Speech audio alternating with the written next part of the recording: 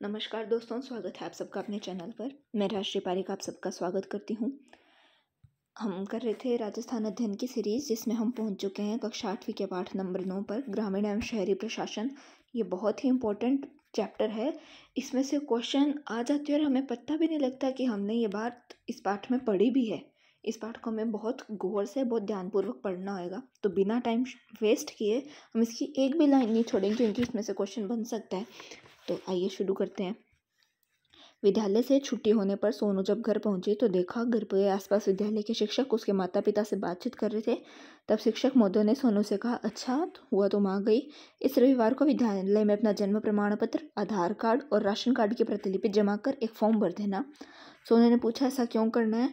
उन्होंने बताया कि वह अगले माह 18 वर्ष की होने जा रही है।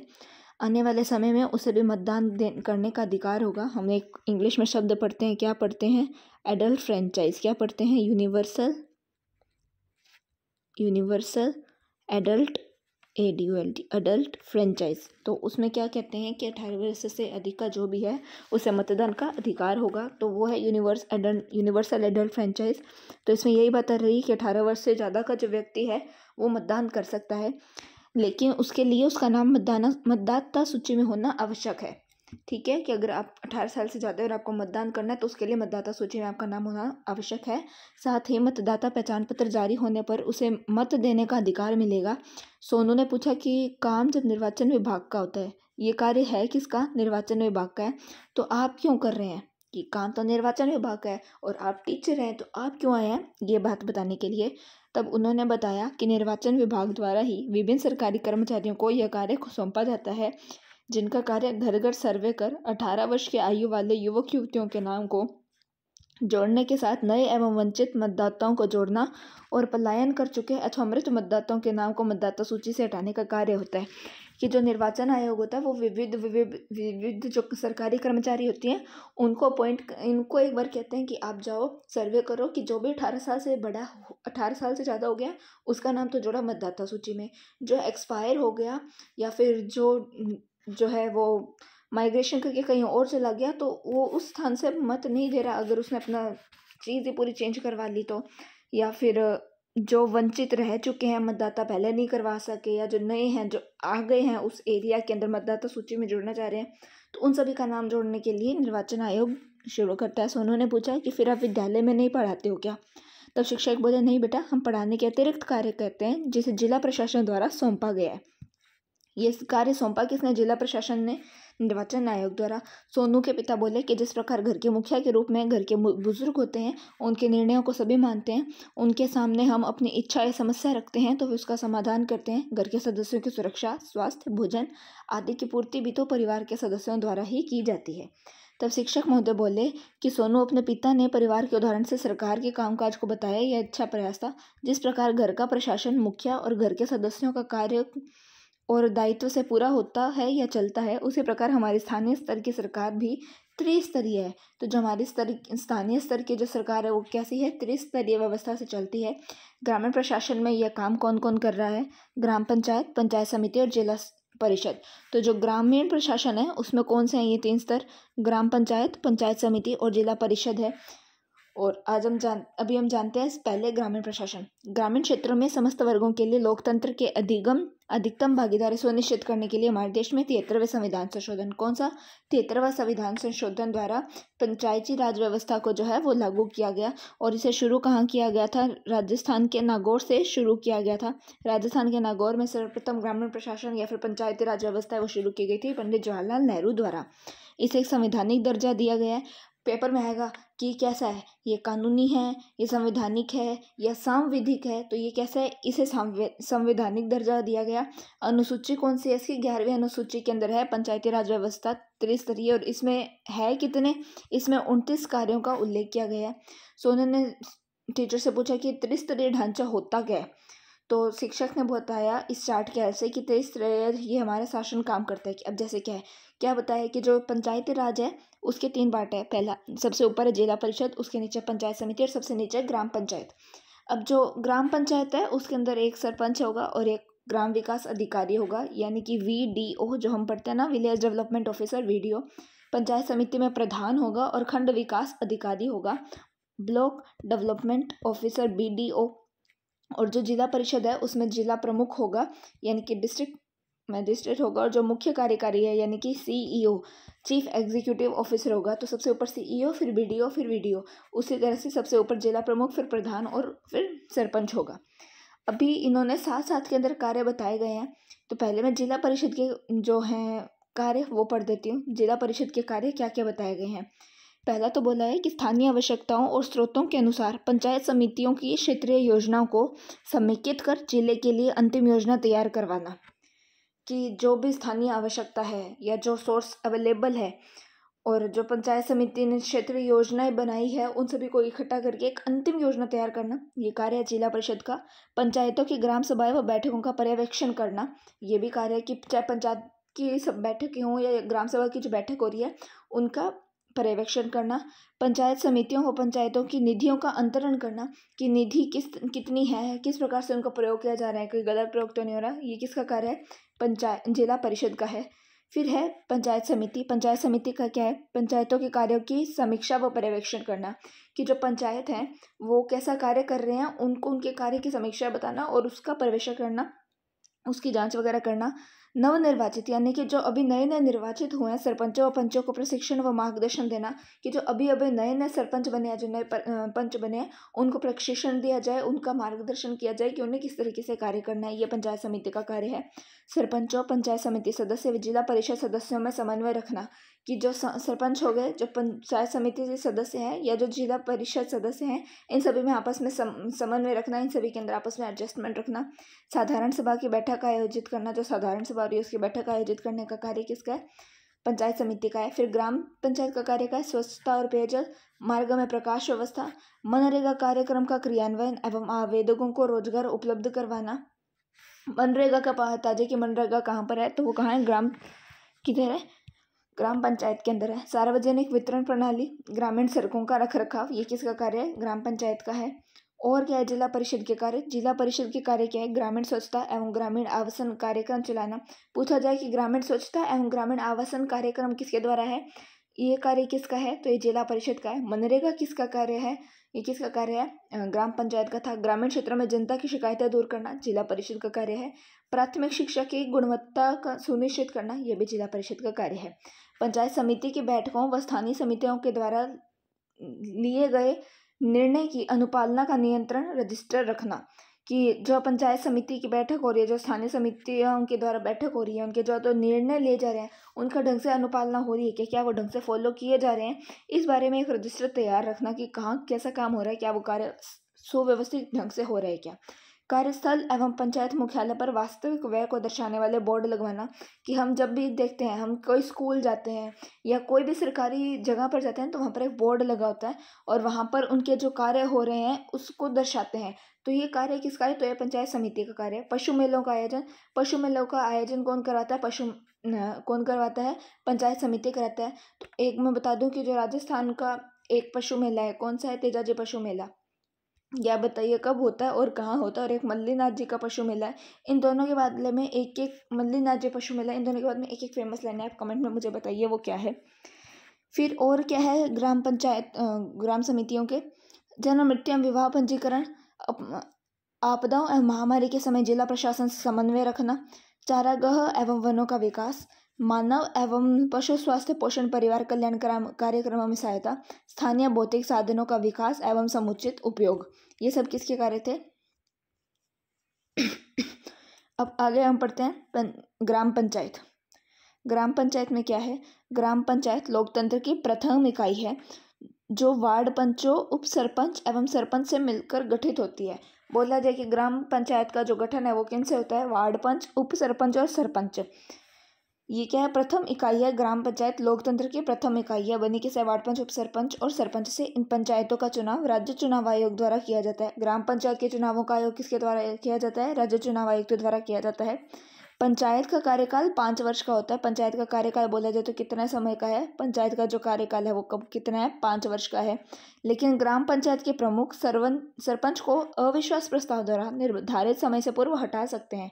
जो ग्राम पंचायत के प्रमुख है ना, ग्राम पंचायत के प्रमुख सरपंच को निर्धारित समय से पहले हटा सकते हैं अविश्वास पत्र द्वारा। ग्राम पंचायत में सचिव का कार्य सरकारी कागजातों के रिकॉर्ड को रखना एवं बैठक की कार्यवाही को लिखना होता है। ग्राम पंचायत की प्रत्येक माह कम से कम 2 बैठकें आवश्यक है।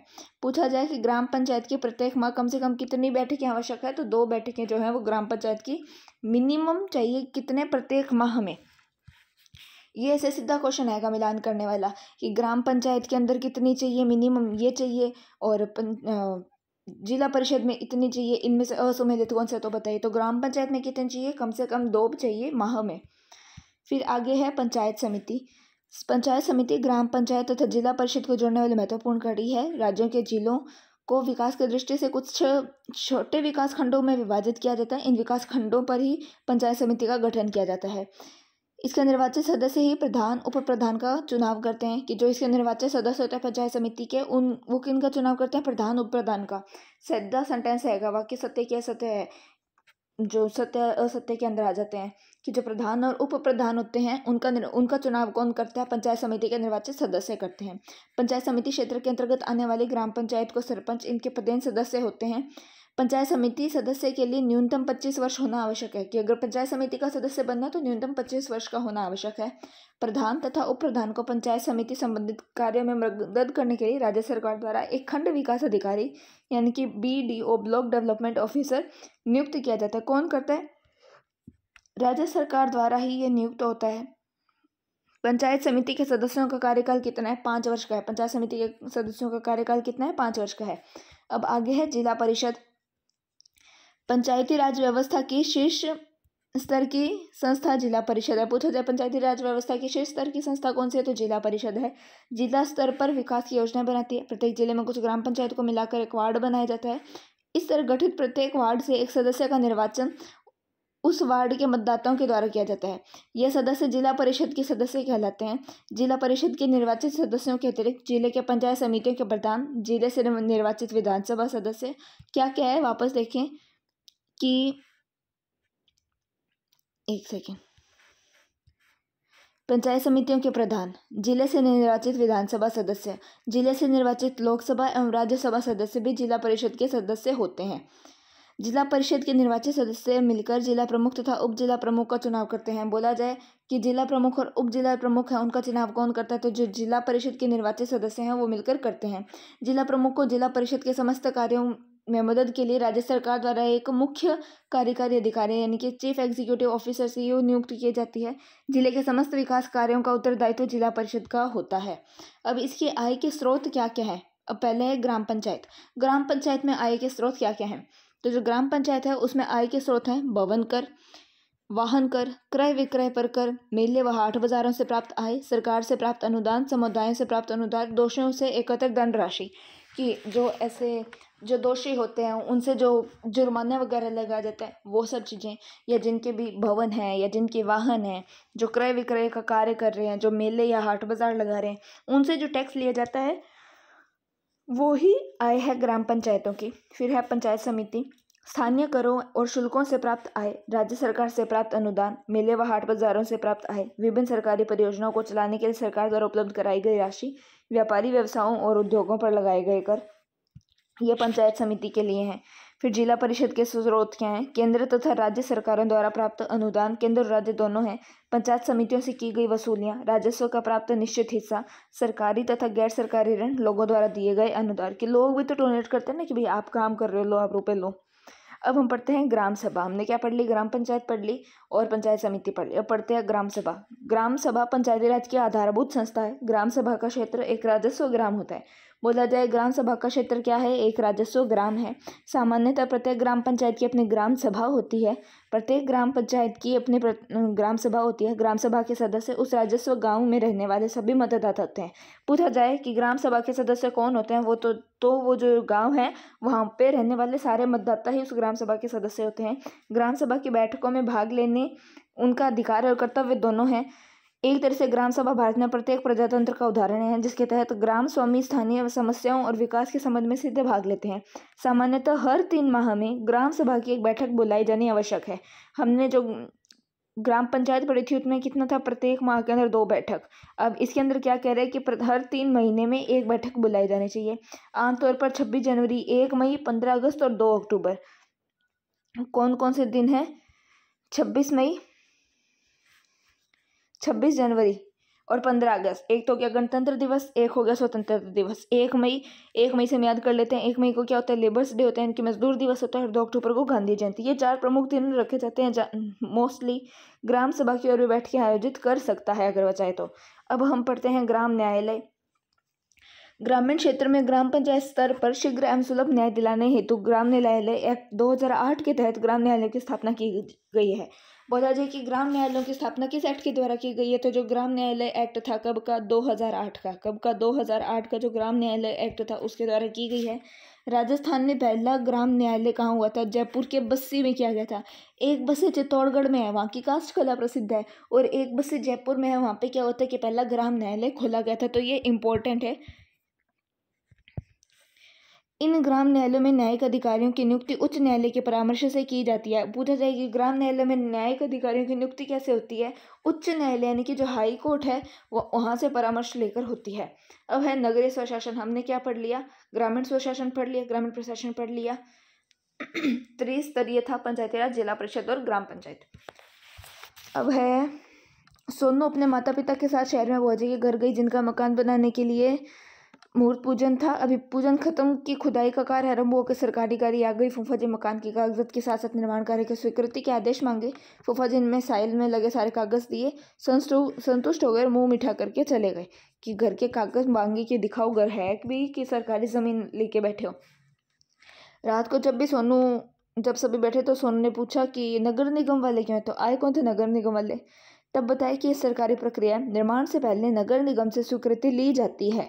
निर्माण से पहले नगर निगम से स्वीकृति ली जाती है। शहरों में नगर निगम, नगर परिषद या नगर पालिका काम है, तो गांव में किसका है? ग्राम पंचायत का है। तब बोले कि ग्राम पंचायत की जानकारी है, नगर निगम के बताओ। तो हम यहाँ पे नगर निगम के पढ़ना शुरू करते हैं। शहरी शासन के 3 रूप होते हैं। शहरी शासन के भी 3 रूप हैं, नगर निगम, नगर परिषद और नगर पालिका। कौन? नगर निगम, नगर परिषद, नगर पालिका। वे बड़े शहर जहाँ जनसंख्या 5 लाख से अधिक हो। अगर जनसंख्या जो है वो 5 लाख से ज़्यादा है और जो सालाना आय है वो कितनी है? 1 करोड़ से ज़्यादा है, तो वहाँ क्या होगा? नगर निगम। क्या होगा? नगर निगम। जिन शहरों की जो जनसंख्या है वो 1 लाख से ज़्यादा है और 5 लाख से कम है, मतलब ये तो है सबसे ऊपर क्या? नगर निगम है। अब इससे नीचे यानी कि 1 से 5 लाख तो है जनसंख्या, और जो वहाँ पर क्या होएगा? नगर परिषद होंगे। और जो इससे भी कम होंगे यानी कि 15,000 से 1 लाख तक की जहाँ पे जनसंख्या होगी वहाँ पे नगर पालिका होगी। यानी कि जहाँ पर 15,000 से लेके 1 लाख तक है वहाँ पर तो क्या है? नगर पालिका।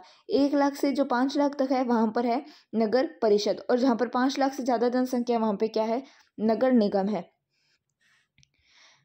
शहर को अलग अलग क्षेत्रों में बांटा जाता है जिसे वार्ड कहते हैं।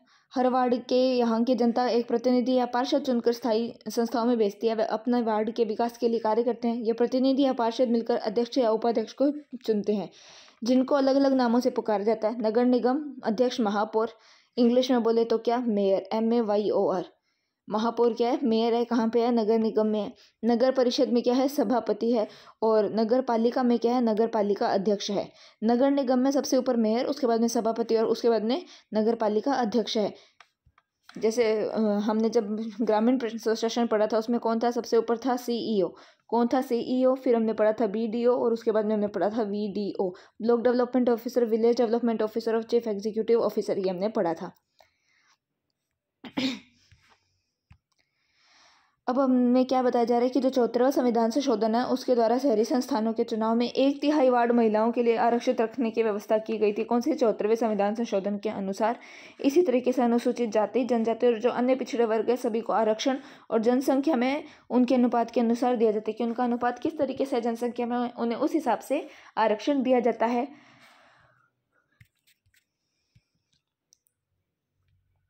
अब आरक्षण दिया क्यों जाता है? ताकि इनकी हिस्सेदारी के साथ प्रतिनिधित्व भी बढ़े। अब नगरीय प्रशासन के कार्य। अब कार्य क्या है नगरीय प्रशासन के कार्य? तो इनके 2 तरीके से कार्य होते हैं। एक तो अनिवार्य, जैसे शहर के लिए शुद्ध पानी की व्यवस्था, सड़कों पर रोशनी, सफाई की व्यवस्था, जन मृत्यु का पंजीकरण, दमकल यानी कि जो फायर एक्सटिंग्विशर्स होते हैं ना, वो मशीन से नहीं, जो आग बुझाने वाले होते हैं, उनकी व्यवस्था। जब ऐसे कुछ भी कार्य हैं जिन्हें करना या उन संस्थाओं की इच्छा पर निर्भर करता है उसे अच्छे कार्य कहा जाता है। जैसे सार्वजनिक बाग, स्टेडियम, वाचनालय, पुस्तकालय का निर्माण, वृक्षारोपण,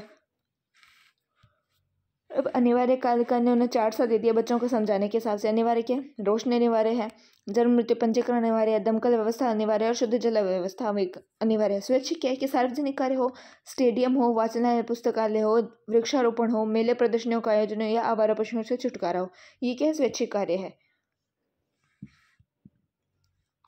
अब यहाँ क्या बता रहे हैं कि नुक्कड़ और चौपालों में स्थानीय लोग अपनी स्थानीय समस्याओं पर चर्चा करते हैं, वैसे ही शहर के महत्वपूर्ण स्थलों पर लोग अपनी समस्याओं पर चर्चा करते हैं। ये स्थान सार्वजनिक पुस्तकालय, वाचनालय, घंटाघर हो सकते हैं। ऐसे स्थानों पर चर्चा उपरांत उन समस्याओं को प्राथमिक के आधार पर चुनाव चुनकर पार्षद इनके कार्यों को संस्थाओं के माध्यम से चलाते हैं। कौन चलाते हैं? पार्षद चलाते हैं। इन कार्यों के लिए संस्थाओं को 3 माध्यम से पैसा प्राप्त होता है। 3 माध्यम कौन से हैं? एक तो ये केंद्र और राज्य सरकार से राशि प्राप्त करती है, जो केंद्र और राज्य सरकार जो इन्हें राशि दे रही है, पहले तो माध्यम वो है। दूसरा क्या है? ये विभिन्न शुल्क लगाकर और जुर्माने के द्वारा पैसा प्राप्त करते हैं वो। और तीसरा क्या है? संस्थाएं अपने शहरवासियों पर विभिन्न कर लगाकर उनसे पैसा प्राप्त करती है। एक है कर लगाकर, एक है शुल्क या जुर्माना लगाकर, एक है जो सरकार इन्हें दे रही है। गांव व शहरों के विकास के लिए अवेश आवश्यक है कि प्रत्येक नागरिक अपने कर्तव्यों का पालन करते हुए प्रशासन को पूर्णतः सहयोग दे। अब हम पढ़ते हैं यहाँ पे शब्दावली। पहले है भू राजस्व, यानी भू धन, भू और राजस्व। वह कर, राजस्व यानी कि कर, वह कर जो भूमि के प्रयोग के लिए दिया जाता है, भू राजस्व। सार्वजनिक कार्य यानी कि आम जनता से जुड़े कार्य, और पेयजल यानी कि पीने योग्य जल। नगरीय स्वशासन की इकाई है। नगरीय स्वशासन की इकाई कौन सी है? तो सभी हैं। हमारे देश में संविधान संशोधन विधेयक में पंचायती राज को कब लागू किया? तो 73वें में किया गया था। और आगे क्या है? नगर निगम के वार्ड का निर्वाचन प्रतिनिधि क्या कहलाता है? नगर निगम के जो वार्ड का प्रतिनिधि है वो क्या कहलाता है? मेयर कहलाता है। क्या कहलाता है? मेयर कहलाता है। नगर परिषद के अध्यक्ष को क्या कहते हैं? कमेंट में बताइए। ग्राम पंचायत का मुखिया क्या कहलाता है? जिला परिषद का मुख्यालय क्या कहलाता है? पंचायत समिति का सरकारी पदाधिकारी कौन है? और पंचायत समिति का मुखिया कौन है? ये सभी आप मुझे कमेंट में लिखकर बताइए। मुख्य अधिकारी के कार्य बताइए। पंचायती राज के स्वरूप को चित्र द्वारा दर्शाइए। चैप्टर की स्टार्टिंग में हमने फ्लो चार्ट से पढ़ा था। यहाँ पे जो हमारा है वो पाठ 9 यानी कि नगरीय एवं ग्रामीण प्रशासन जो है समाप्त होता है। वीडियो अच्छी लगी तो इसे लाइक करें, शेयर करें। चैनल पर नए हैं तो सब्सक्राइब करें। अगर आपने अब तक सब्सक्राइब नहीं किया तो एक ही बार सब्सक्राइब करना होता है, ताकि जो लाल बटन है वो ग्रे हो जाए, तो आपको दोबारा नहीं करना पड़ेगा। पास ही के बेल आइकन पर भी क्लिक करें, ताकि जैसे मैं वीडियो डालूँ आपके पास में नोटिफिकेशन आ जाए। आज के लिए बस इतना ही। मिलते हैं अगली वीडियो के साथ में, जिसमें हम पढ़ेंगे राजस्थान में कला एवं संस्कृति। काफ़ी इंटरेस्टिंग चैप्टर है। इसमें हम कुछ छतरियाँ, कुछ दुर्ग, कुछ मंदिर, महल, बावड़ियाँ, इनके बारे में जानेंगे। और राजस्थान की संस्कृति है ही काफ़ी इंटरेस्टिंग। मिलते हैं कल एक नई वीडियो के साथ में। तब तक के लिए जय हिंद, जय भारत।